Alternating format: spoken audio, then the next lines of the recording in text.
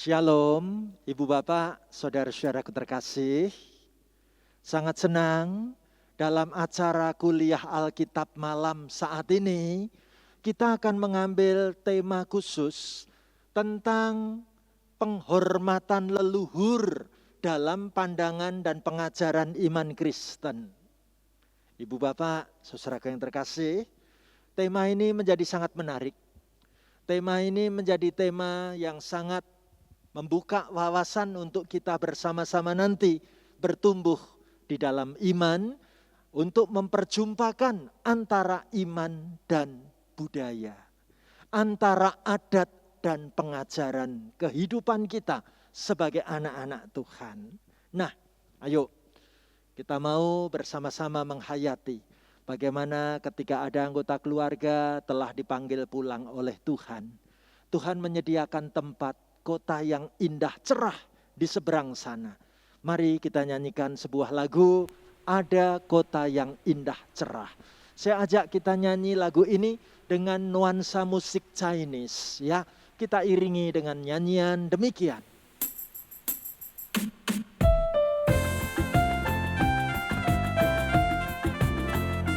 Ada kota yang indah cerah, nampaklah bagi mata iman, rumah Bapa di sorga bakal, bagi orang yang sudah menang. Indahnya saatnya kita jumpa di kota permai. Indahnya saatnya kita jumpa di kota permai. Mari kita nyanyi lagu bait yang kedua. Nun di sana bersama teman, kita nyanyi pujian merdu, selamanya sentosa tentram, rasa duka terhapus penuh. Indahnya saatnya kita jumpa di kota permai. Indahnya saatnya kita jumpa di kota permai. Amin. Mari kita buka di dalam doa. Bersyukur hari ini Tuhan, kami punya kesempatan untuk belajar di dalam kuliah Alkitab malam, memperjumpakan antara adat tradisi dengan pengajaran iman. Biarlah Tuhan memakai hamba-Mu dapat melayankan firman Tuhan hari ini, dan sungguh kami boleh mendapatkan berkat melalui pemberitaan firman Tuhan sebentar lagi. Hamba mendoakan para sahabat kami yang mengikuti siaran online ini, di kota manapun kami berada, biarlah kami boleh bertumbuh di dalam iman kepadamu Tuhan. Terima kasih, kami buka hati untuk sabda firman-Mu, kami siap belajar bersama, dan biarlah kalam saat ini memberkati kehidupan kami bersama. Dalam nama Tuhan Yesus kami berdoa. Haleluya. Amin. Ibu Bapak, dimanapun kita berada, tema yang menarik, penghormatan leluhur dalam pandangan iman Kristen. Saya mengawali dengan mencantumkan tulisan di bawah berikut ini. By race, I am Chinese. Kalau menurut ras, saya ini seorang keturunan Chinese. By grace, I am Christian. Karena anugerah, saya ini seorang Kristen. Itulah kata-kata yang saya tulis sebagai pendeta Stefanus Lim. Ibu Bapak, saudara yang terkasih, saya mau mengawali kalam ini dengan sebuah pemutaran video singkat tentang bagaimana di tengah-tengah tradisi masyarakat kita ini masih mengenal tradisi cengbeng. Seperti apa tradisinya? Ayo kita lihat video berikut ini.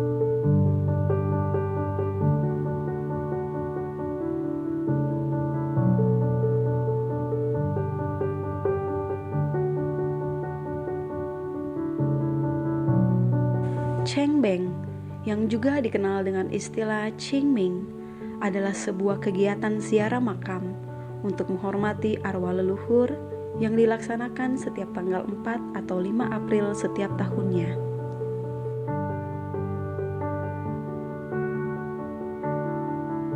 Secara harafiah, Cengbeng dapat diartikan sebagai festival bersih terang dan hari menyapu kuburan. Sembahyang Cengbeng biasanya dilakukan pada pagi hari di makam orang tua atau leluhur.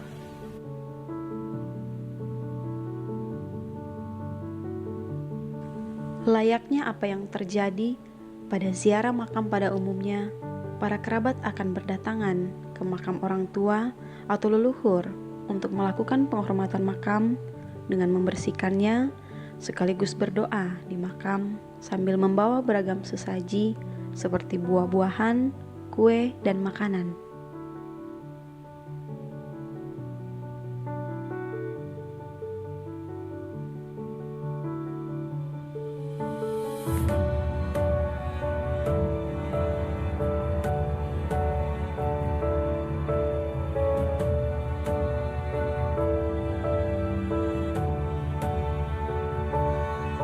Dengan sembahyang Cengbeng ini, semua kerabat keluarga, saudara, dan anak-anak bisa berkumpul bersama sehingga hubungan tali silaturahmi semakin erat terjalin.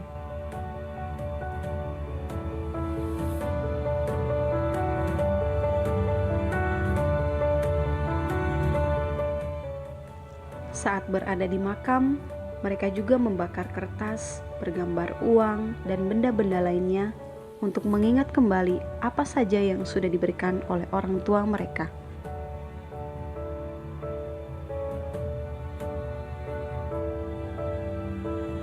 Mereka akan meletakkan kertas 5 warna sebagai penanda kalau mereka sudah selesai membersihkan makam dan menaburkan bunga.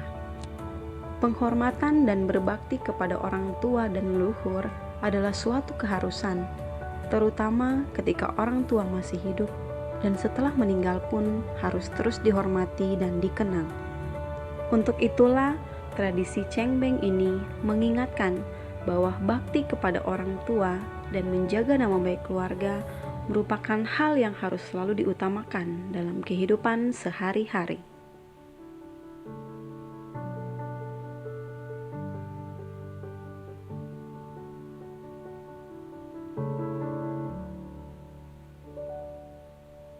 Demikianlah kita boleh melihat video tentang tradisi Cengbeng. Setelah lihat video ini, pasti muncul beberapa pertanyaan. Pertanyaannya begini, apakah orang Kristen masih boleh mengunjungi makam orang tua? Masih boleh mengunjungi makam leluhur ataupun memelihara tradisi Cengbeng? Apakah kita sebagai orang Kristen diperbolehkan berdoa di depan makam, di depan peti jenazah menggunakan dupa hio?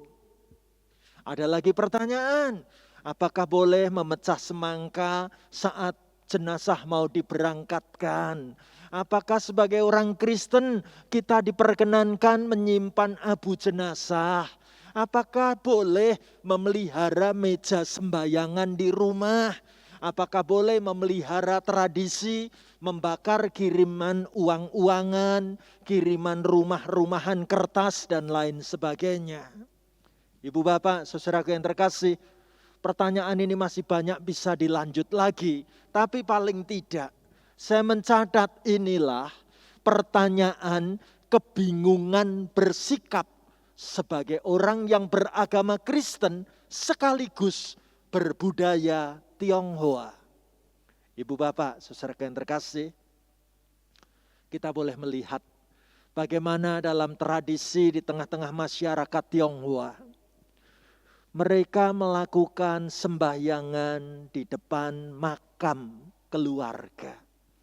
Bagaimana dalam adat tradisi tersebut, tadi ditunjukkan lewat video, ada tradisi membakar kertas-kertas doa, ataupun rumah-rumahan kertas, uang-uangan kertas ikut dibakarkan di sana. Menanggapi hal-hal seperti ini, dosen saya bernama Profesor Dr. Emmanuel Gerrit Singgih mengatakan bahwa maklumlah banyak dari misionaris barat dulu diam-diam ingin menjadikan orang Kristen itu berbudaya seperti mereka.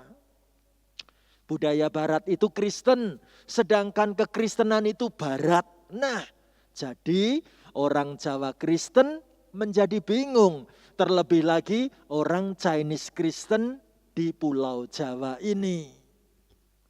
Itu sebabnya pada kalam hari ini kita hendak menunjukkan hubungan bagaimana antara budaya Tionghoa dan iman Kristen sesungguhnya dapat terjadi perjumpaan yang indah yang dapat menolong orang Kristen mengalami pertumbuhan spiritualitas dengan tetap berpijak pada akar budayanya, sekaligus bertumbuh dalam penghayatan akan iman Kristennya. Indah sekali kalau hari ini Ibu Bapak, Saudara dan saya mau belajar tentang penghormatan leluhur dalam pandangan iman Kristen. Ibu Bapak, Saudaraku, mari kita menelusuri lebih dahulu ajaran tradisi Tionghoa. Yang pertama, bagi orang Tionghoa, kematian itu dipahami bukan sebagai tanda titik, melainkan sebagai tanda koma. Yang berarti, sekalipun seseorang sudah meninggal, masih ada kelanjutannya dan masih ada hubungannya dengan keluarga yang hidup. Nah, bagaimana firman Tuhan mengingatkan kita? Ayo, kita baca bareng-bareng Roma 8 ayat 10 dan ayat 11 ya. Saya mengajak kita mengucapkan dan membaca bersama-sama saya begini. Tetapi jika Kristus ada di dalam kamu, maka tubuh memang mati karena dosa. Tetapi roh adalah kehidupan oleh karena kebenaran. Dan jika roh Dia yang telah membangkitkan Yesus dari antara orang mati diam di dalam kamu, maka Ia yang telah membangkitkan Kristus Yesus dari antara orang mati akan menghidupkan juga tubuhmu yang fana itu oleh rohnya yang diam di dalam kamu. Indah sekali apa yang disampaikan dalam firman Tuhan ini. Ibu Bapak, saudara yang terkasih. Bagian yang kedua saya mau tunjukkan kepada Ibu Bapak, saudara sekalian. Ketika kita diajak menelusuri ajaran tradisi Tionghoa. Di sana dikatakan bahwa komunikasi dari bumi dapat ditempuh kepada yang sudah meninggal melalui pemberian sesajen ataupun doa. Ibu Bapak, jangan heran kalau kita melihat ada tradisi tetap memberi sesaji dan doa-doa kepada yang sudah meninggal. Sesungguhnya kita bisa memaknai bagaimana semua sikap itu menjadi tanda rasa kangen. Saat masih ingat bagaimana dulu makanan kesukaannya, misalnya babi guling, ya, dibuatkan makanan babi guling lalu dibawa ke tempat makamnya. Atau dibuatkan minuman kesukaannya di meja sembahyangannya itu ada minuman kopi anget misalnya. Ibu Bapak, saudara yang terkasih, menarik. Kita mesti melihat bagaimana makna makanan minuman itu sebagai wujud rasa kangen. Ya. Dan kita pun pasti berani mengatakan, makanan minuman itu tidak mungkin dicicipi oleh sang arwah yang sudah meninggal. Masih utuh, tidak berkurang sedikit pun. Ya. Jadi kalau ada orang bawa makanan minuman ke tempat makam itu, sedikit pun tidak ada yang berkurang. Kita bisa katakan, bukankah ini tanda rasa kangen keluarga? Ibu bapak, saudara yang terkasih. Kita lihat lagi akar tradisi dalam budaya Tionghoa. Bahwa arwah para leluhur itu diyakini dapat menolong, bahkan bisa menjadikan hidup anak cucu keturunannya nanti masa depannya lancar. Ya, benarkah? Bagaimana dalam tradisi budaya Tionghoa, arwah leluhur itu bisa menolong yang masih hidup. Bisa menolong juga masa depan anak cucu keturunannya nanti jadi lancar. Jangan heran, dalam acara sembayangan, orang Tionghoa mengirim doa agar jalan arwah tersebut jadi bersih atau ceng, sekaligus jalan arwah itu jadi terang atau beng. Ya. Namun juga sebenarnya yang melakukan acara sembayangan kepada arwah ini, dalam hatinya mereka kepingin juga diberkati oleh arwah yang sudah meninggal. Karena itu dalam doa mereka juga mohon berkat restu untuk pekerjaan mereka. Mereka minta berkat restu untuk pernikahan mereka. Mereka minta berkat restu mohon perlindungan jika akan bepergian jauh. Bahkan kadangkala mereka datang minta izin kalau kami harus menjual rumah warisan. Mereka juga akan minta pengampunan kalau pernah berbuat salah seumur hidupnya dulu. Ibu bapak, saudaraku, kalau kita jujur, tradisi cengbeng seperti ini ternyata juga didapati pada budaya bangsa-bangsa lain atau suku-suku bangsa yang lain.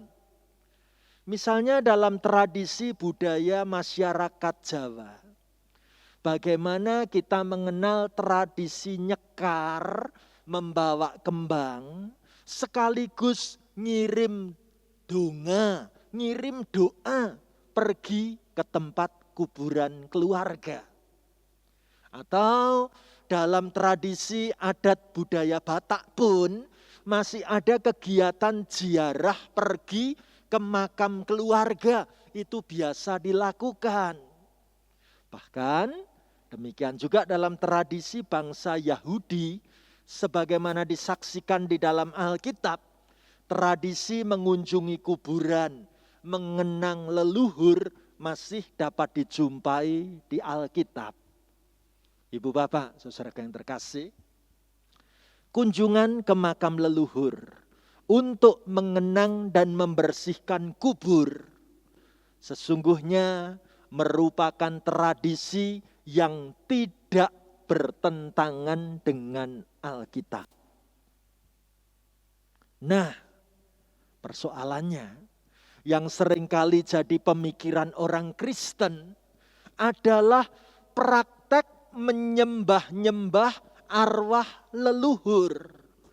Praktek doa memohon ampun atas kesalahan di masa lalu. Sembayangan untuk minta izin, sembayang minta jodoh, minta berkah, minta rezeki. Bahkan kadang ada yang sembayangan ke kubur itu minta nomor lotre biar menang undian dan lain-lain. Ibu bapak, saudara yang terkasih, sekarang kita sama-sama mau melihat apa yang dikatakan firman Tuhan untuk kita. Mazmur 130 ayat 5 sampai 8. Yuk kita baca bareng-bareng yuk. Aku menanti-nantikan Tuhan, jiwaku menanti-nanti dan aku mengharapkan firman-Nya. Jiwaku mengharapkan Tuhan lebih daripada pengawal mengharapkan pagi, lebih daripada pengawal mengharapkan pagi. Berharaplah kepada Tuhan hai Israel, sebab pada Tuhan ada kasih setia dan Ia banyak kali mengadakan pembebasan. Dialah yang akan membebaskan Israel dari segala kesalahannya. Ibu bapak saudaraku, sekarang kita mesti belajar dari apa yang diberitakan dalam Alkitab ini. Pemazmur mengatakan harapanku itu cuma satu, yaitu kepada Tuhan. Benar? Dalam iman Kristen, roh leluhur itu sudah terpisah dengan kehidupan manusia. Seperti kisah yang dicatat dalam Lukas 16 ayat 19 sampai 31 misalnya. Bagaimana orang yang sudah meninggal itu tidak tahu apa-apa lagi, termasuk tidak tahu apa yang terjadi pada keturunannya nanti. Disebut dengan jelas dalam kitab Pengkhotbah 9 ayat 5 dan ayat yang ke-6. Jadi bagian yang kedua, kita perlu mengatakan, demikian juga doa yang minta petunjuk arwah. Itu merupakan hal yang tidak diperkenankan Tuhan. Dicatat dengan jelas dalam Ulangan 18 ayat 10 dan 11. Doa minta petunjuk hanya bisa ditujukan kepada Allah dan bukan kepada arwah. Yesaya 8 ayat 19. Ayat-ayat ini nanti boleh ibu bapak, saudara-saudari baca. Tandai di Alkitab kita masing-masing. Ibu bapak, saudara terkasih. Bagian berikutnya. Bagaimana kalau kami berdoa dengan sikap soja atau paikui. Yaitu sambil bagaimana sujud di depan peti. Sampai kepala ini nempel di tanah. Boleh atau tidak boleh? Mari kita tanggapi. Diperbolehkan, asalkan bukan dalam rangka menyembah arwah. Kalau sekedar memberi penghormatan, itu tidak ada masalah. Hal ini tidak bertentangan dengan iman Kristen. Bentuk penghormatan semacam ini kita bisa katakan merupakan bentuk penghormatan kepada orang tua. Baik ketika orang tua masih hidup maupun ketika orang tua sudah meninggal. Dan sekali lagi bukan dalam rangka bermaksud menyembah, mendewakan, mengilahkan orang yang sudah meninggal tadi. Ibu bapak, saudaraku terkasih, saya mesti mengatakan dengan jujur, orang Kristen harus belajar mengasihi sebagaimana Tuhan mengasihi. Dan kasih yang Tuhan miliki itu kasih Tuhan yang kekal, yang tidak terpisahkan oleh apapun, bahkan oleh maut sekalipun. Dicatat dengan jelas dalam Roma 8 ayat 38 dan 39. Tidak ada yang bisa memisahkan kita dari kasih Tuhan, baik penderitaan maupun kematian. Nah, apabila kasih kita kepada orang tua itu merupakan hal yang paling mulia di antara segala jenis relasi antar manusia, maka kasih seperti ini pun tidak perlu diputus, dimatikan seiring dengan kematian orang tua, bukan? Ibu bapak, saudaraku terkasih, bicara soal membakar dupa, membakar hiu. Saya mau mengatakan sebenarnya ini merupakan warisan Alkitab. Dan tidak ada satu ayat pun yang melarang penggunaan dupa hiu. Dalam perjanjian lama, penggunaan dupa atau kemenyan itu merupakan bagian yang penting dalam ibadah. Bahkan di bait suci juga disediakan mezbah khusus untuk pembakaran ukupan. Kata lain untuk ukup itu dupa atau incense atau wewangian.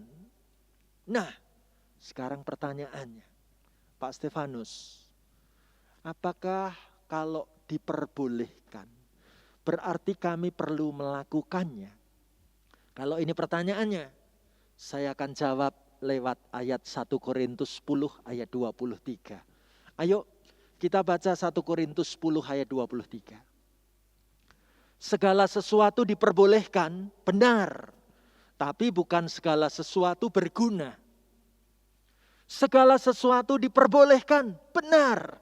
Tetapi bukan segala sesuatu membangun. Maksudnya, kalau memang aku berdoa pakai hio itu boleh. Tapi belum tentu itu berguna dan membangun iman, bukan? Kalau kita mengatakan aku berdoa enggak perlu pakai pegang hio. Dan kalaupun aku berdoa, toh doaku itu kepada Tuhan, bukan kepada sang arwah. Ibu bapak, bicara soal diperbolehkan memang boleh. Tapi bergunakah? Diperbolehkan benar, tapi sungguhkah itu membangun? Coba kita melihat sendiri. Karena orang yang melihat kita memegang dupa hio, nggak pernah tahu kalau aku itu sedang berdoanya kepada Allah. Karena doaku tidak aku ucapkan. Jangan-jangan nanti disangka aku sedang berdoanya ini menjumpai arwah tadi. Nah, saya ingin menutup pergumulan pertanyaan ini dengan sebuah kisah seputar kematian yang sangat menarik. Bagaimana kisahnya? Diceritakan ada seorang pria turun dari sebuah mobil mewah yang diparkir di depan kuburan umum. Pria itu berjalan menuju pos penjagaan kuburan. Setelah memberi salam, pria ini sebenarnya adalah seorang sopir mobil tadi, berkata, "Pak penjaga kuburan, maukah Anda menemui wanita yang ada di dalam mobil kami di luar sana? Tolonglah Pak, karena para dokter mengatakan sebentar lagi beliau akan meninggal." Itu adalah majikanku, majikan perempuan tempat aku bekerja sebagai sopir selama ini. Menarik. Ketika penjaga kuburan itu menganggukkan kepala, berangkat bersama menuju ke tempat parkiran mobil, ternyata begitu dibuka, tampak ada seorang wanita lemah. Wajahnya sedih, berusaha membuka pintu mobil dan berusaha tersenyum kepada penjaga kuburan itu sambil berkata, "Pak, perkenalkan, saya Nyonya Peter yang selama ini kirim uang setiap 2 minggu sekali kepada Bapak. Saya selama kirim uang itu selalu pesan agar Bapak dapat membelikan seikat bunga dan menaruh bunga itu di atas makam anak saya. Hari ini kalau saya datang kepada Bapak, saya datang untuk berterima kasih atas kesediaan Bapak dan kebaikan hati Bapak. Sekarang saya ingin memanfaatkan sisa hidup saya untuk berterima kasih kepada orang-orang yang sudah menolong saya, termasuk Bapak."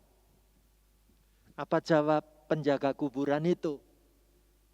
Penjaga kubur itu segera mengatakan, "Oh, jadi yang selalu kirim uang itu Nyonya. Nyonya, jujur, saya sebelumnya mau minta maaf kepada Nyonya. Memang uang yang Nyonya kirimkan itu selalu saya belikan bunga. Tapi maaf, saya tidak pernah menaruh bunga itu di kuburan anaknya Nyonya." Jawab penjaga kubur itu. Dengan kaget, perempuan kaya itu berteriak. Apa? Perempuan ini kaget, hatinya gusar, hatinya bingung, tidak karu-karuan. Penjaga kubur ini menjelaskan, "Nyonya, maaf. Saya tidak menaruh bunga itu di sana. Karena menurut saya, orang mati tidak akan pernah melihat keindahan seikat bunga. Karena itu setiap kali bunga yang saya beli, pasti saya berikan kepada mereka yang ada di rumah sakit, kepada orang miskin yang saya jumpai, atau kepada mereka yang sedang bersedih. Orang-orang yang demikian masih hidup, sehingga mereka dapat menikmati keindahan dan keharuman bunga-bunga dari Nyonya." Wanita itu terdiam. Kemudian ia mengisyaratkan kepada sopirnya supaya segera pergi meninggalkan kuburan itu. Dan apa yang terjadi? Perempuan ini pergi dengan hati yang sangat kecewa. Tapi tahukah kita, 3 bulan kemudian datang di kuburan itu seorang wanita cantik turun dari mobilnya, berjalan dengan anggun menuju ke pos penjaga kuburan. Dan ia segera bercakap-cakap kepada penjaga kuburan itu. Bapak, selamat pagi. Apakah Bapak masih ingat saya? Saya Nyonya Peter. Saya datang untuk berterima kasih atas nasihat yang Bapak berikan beberapa bulan yang lalu. Bapak benar mengatakan bahwa memperhatikan dan membahagiakan mereka yang masih hidup itu jauh lebih berguna daripada meratapi mereka yang sudah meninggal. Pak, ketika saya turun langsung mengantarkan bunga-bunga itu ke rumah sakit atau ke panti jompo, bunga-bunga itu tidak hanya membuat mereka bahagia, tapi saya juga turut bahagia. Jadi sampai dengan saat ini, para dokter tidak pernah tahu mengapa saya bisa sembuh. Tapi saya benar-benar yakin dan sukacita dan punya pengharapan itu menjadi obat yang memulihkan sakit saya. Ketika saya peduli dan membagikan bunga-bunga itu kepada orang-orang yang membutuhkan, hidup saya jadi berarti. Ibu bapak, saudara yang terkasih, demikian kita diajak menghayati seputar tradisi penghormatan leluhur dalam pandangan iman Kristen. Kita sekarang tahu bagaimana kita bersikap menjadi anak Tuhan. Sungguh-sungguh kita memegang iman kita tanpa kehilangan akar tradisi budaya yang telah kita miliki. Saya rindu kita menjadi orang Kristen yang sungguh mengenal dan mencintai tradisi budaya. Tetapi kita juga sangat mencintai Tuhan kita. Sambil kita ingat sebuah lagu mengatakan, bila kau pergi ke tempat yang jauh, Yesus masih selalu besertamu. Kita nyanyikan lagu ini bersama-sama ya.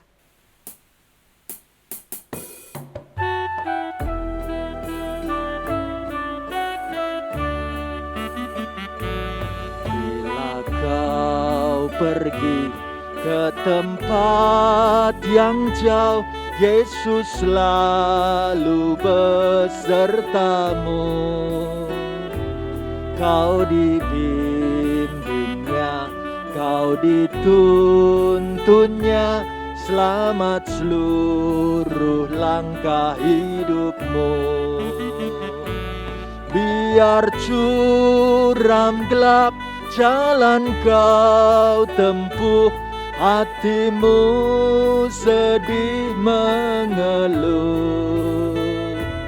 Takkan kau penat, takkan kau sesat, bila Yesus menyertaimu.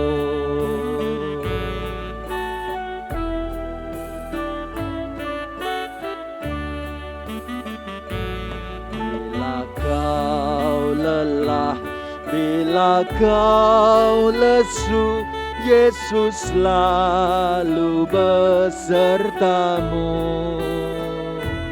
Kau dibujuknya, kau dihiburnya, selamat kau seluruh jalanmu. Biar jauh tempat yang kan kau tuju, biar susah mencapainya, kau ditunggunya, kau disambutnya, berbahagia kau di sisinya. Mari saudaraku, sekarang kita berdoa bersama-sama. Berdoalah.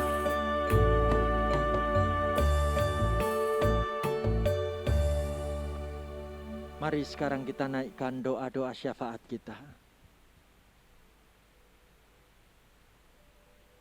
Terima kasih Tuhan Yesus.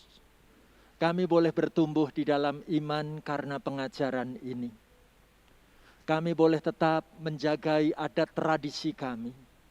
Dan kami boleh juga membongkar bagian-bagian adat yang bertentangan dengan iman pengharapan kami. Tuhan, hamba berdoa secara khusus bagi semua anak-Mu yang masih di dalam perkabungan ataupun duka cita karena baru saja kehilangan anggota keluarga tercinta.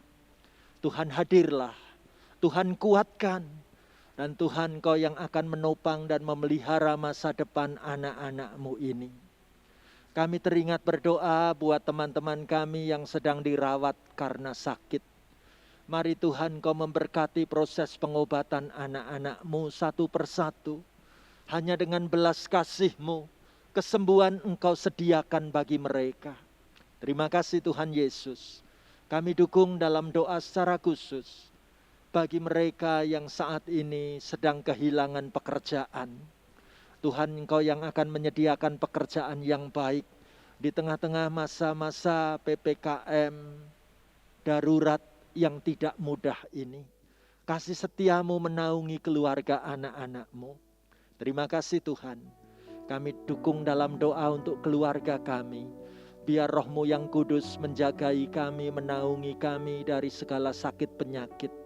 Kami boleh tetap sehat dalam pemeliharaan Tuhan yang ajaib. Terima kasih Tuhan Yesus. Kami menyerahkan anggota keluarga kami yang ada di dalam kota, di luar pulau, di luar negeri. Tuhan tetap melindungi satu persatu. Inilah kerinduan doa permohonan kami. Kami bersyukur untuk kalam di hari ini. Dalam nama Tuhan Yesus, kami berdoa bersama, mengucap syukur. Tuhan menjagai kehidupan iman kami sampai selama-lamanya. Haleluya. Amin. Mari kita lanjutkan dengan sebuah lagu, sebuah keyakinan iman. Aku rindu pulang ke rumah kekal. Kita nyanyikan lagu ini dengan penuh sukacita.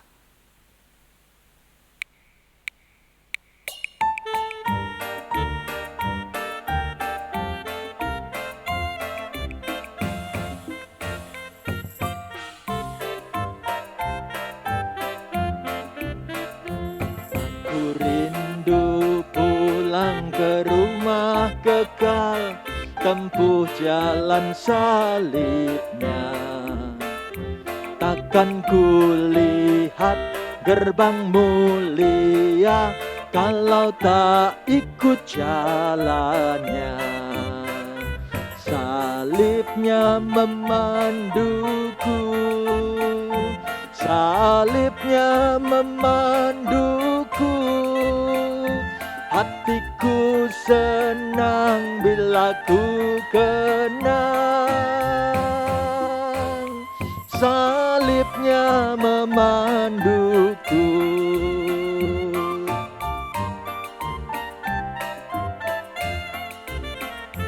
Jalan dunia kini ku tinggal segera, tak lagi kan ku tempuh. Karena Tuhanku telah berseru, Kau ku nanti di rumahku. Salibnya memanduku, salibnya memanduku. Hatiku senang bila ku kenang, salibnya memanduku. Amin.